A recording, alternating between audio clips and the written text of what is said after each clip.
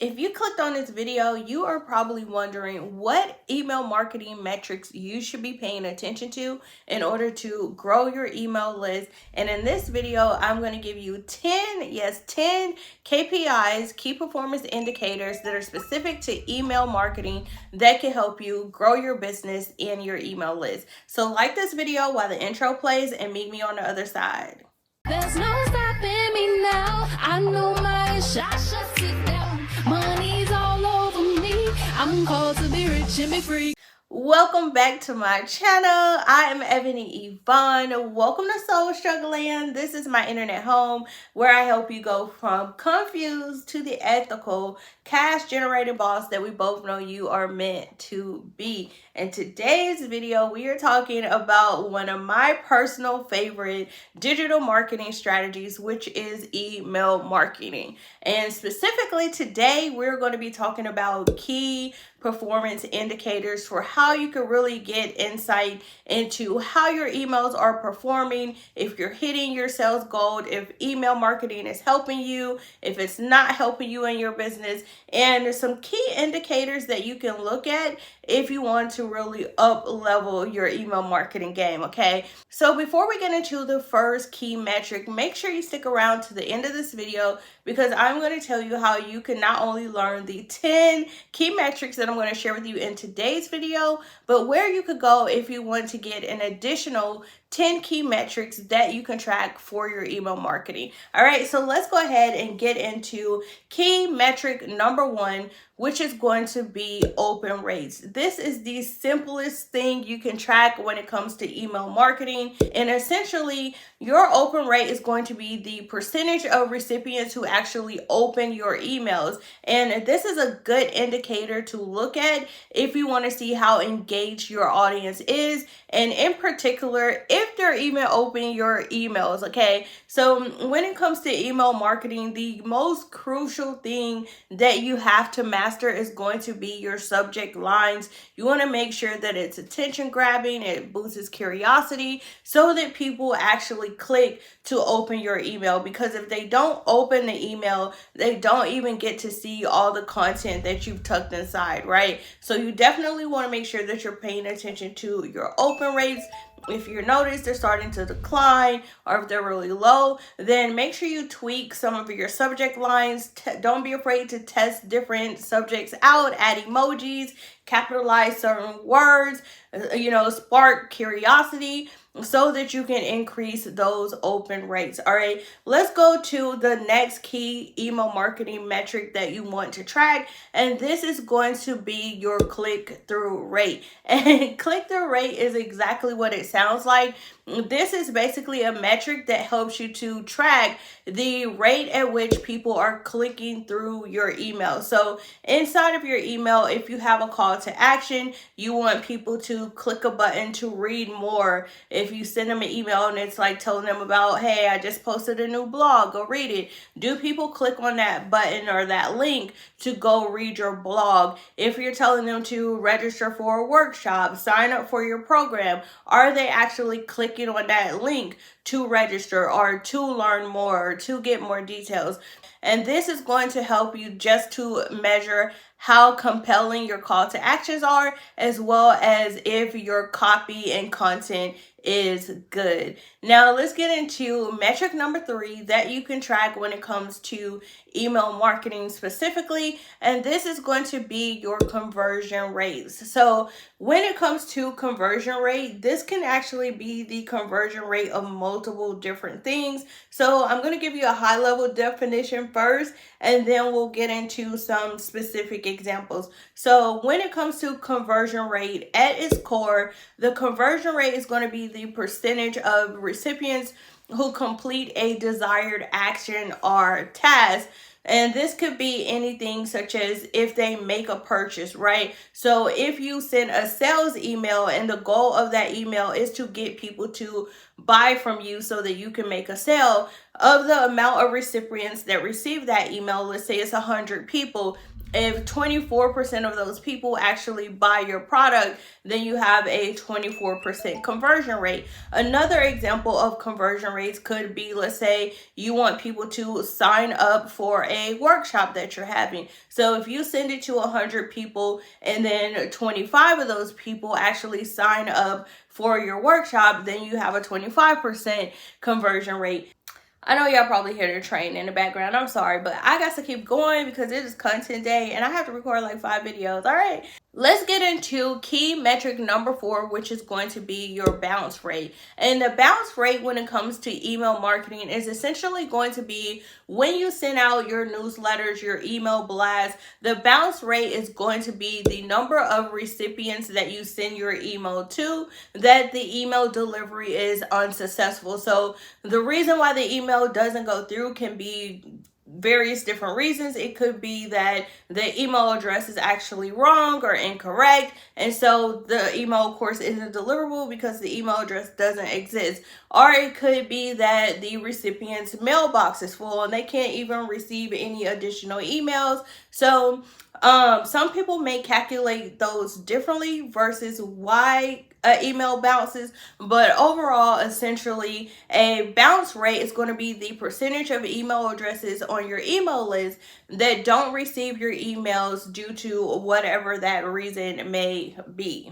Now let's get into the next key metric that you can look at when it comes to your email marketing. And of all the email statistics and data points, metrics that are out there, I find it so crazy because this is the one that people pay the most attention to, and it's probably the least important, okay? And that is going to be your unsubscribe rate. And the unsubscribe rate is essentially going to be the percentage of recipients who opt out of receiving future emails from you. So typically, pretty much any email service provider these days is going to tell you that you have to have an option at the bottom of each of your emails for people to be able to unsubscribe or opt out of receiving future emails, right?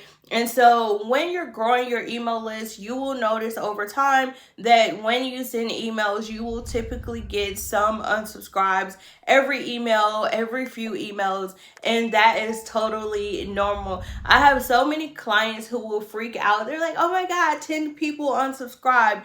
But if you have a list of 10,000 people, 10 people unsubscribing is actually fairly good because it's less than 1%, right, of people who are actually unsubscribing from your emails. Let's get into a metric that you should be paying more attention to than the amount of people who are unsubscribing, and that is the amount of people who are subscribing. And this is going to be your list growth rate. So essentially, your list growth rate is going to be the rate at which your email list is growing over time. So that could be week to week, month to month. You want to be able to look and see, okay, like, am I constantly getting new leads, getting new people added to my email list on a daily, weekly, monthly basis?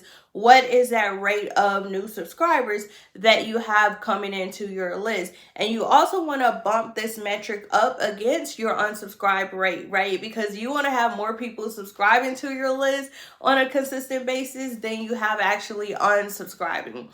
Now, I feel like that's pretty much self-explanatory, so I don't even have to elaborate on that at all. But let's go ahead and move along to the next email metric that you can track. And depending on what email service provider you are using, some may actually track this for you and some do not. And this is going to be your email list or sharing rate. And so essentially what this is going to be the percentage of recipients who are on your email list. They receive your email and then they decide to forward your email to other people. Tracking this metric of your forwarding rate or your email sharing rate is going to give you a good indicator of how valuable your email content is. And so honestly, this is something that I pay attention to a lot oftentimes on my email list, I'll send out what I call epiphanies with Ebony, and sometimes I'll post YouTube videos, epiphanies from Ebony as well,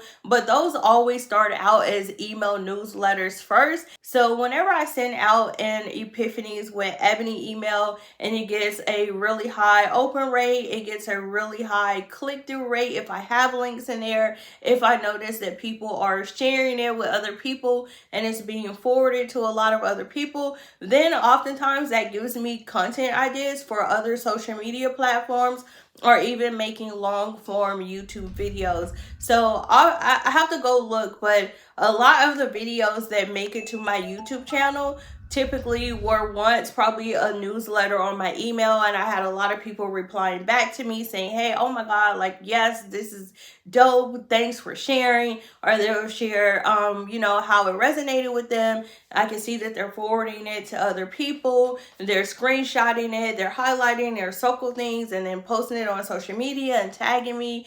That's indicators for valuable content, and also it's going to be good engagement and thought-provoking content that has virality to it, right?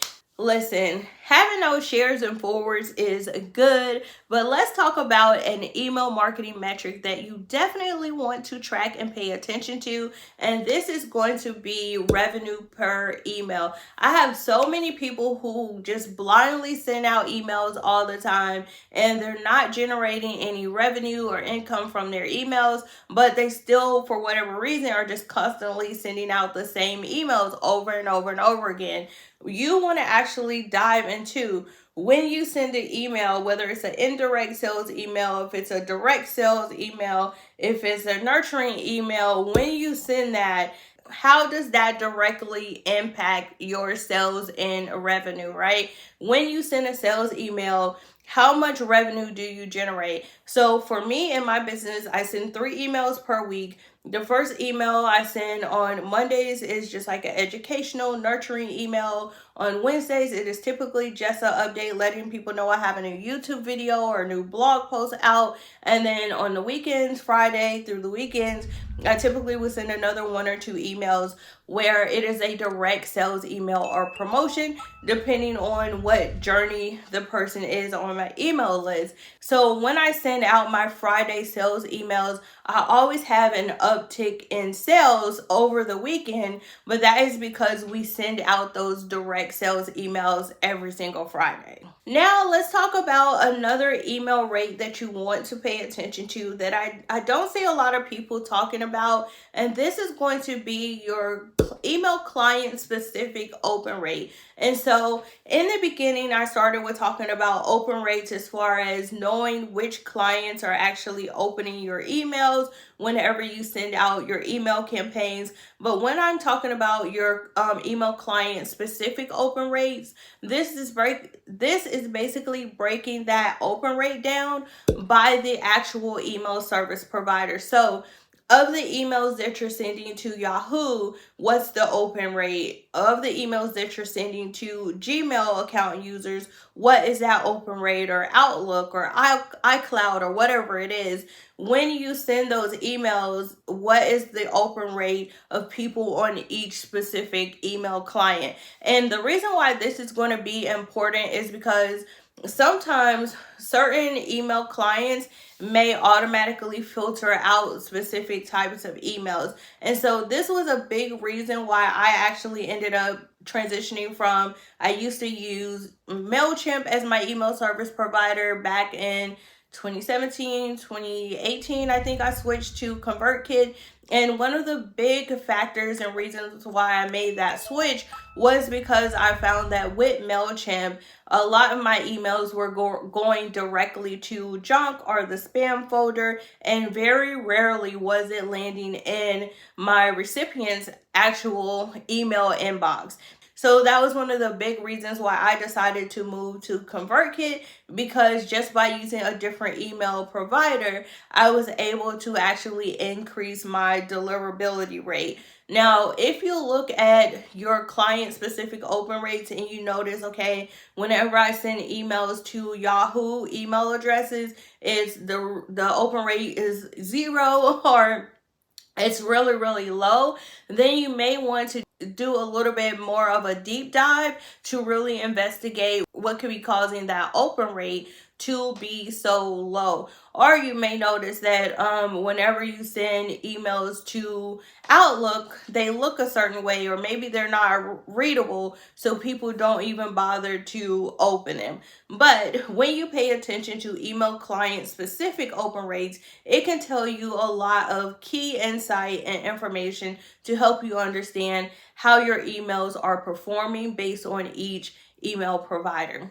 Okay, so let's get into the last key metric that you should be tracking when it comes to your email marketing, and this is going to be your engagement over time. So tracking your engagement over time is basically you looking at how your other key metrics evolve and change over time. So looking at your open rate, looking at your click-through rate, and just identifying key trends or patterns that you notice. So for example, around the holidays, you may know that you have more click-through rate because you're doing more promotions. You may notice that when you send your nurture emails that you have a lower click-through rate, and that's because, well, you don't have any links in there for people to click on, right? When you pay attention to how your emails perform and how you meet these different metrics over time, it's going to help you to make better strategic decisions in your business, where you're making decisions based off of data and trends and patterns that you notice within your audience, versus you just throwing spaghetti at the wall and like, let's try this out and see how this is going to go, or versus you just making personal decisions where it's like, well, I don't think this or I don't feel that, and you're making emotional decisions instead of strategic decisions.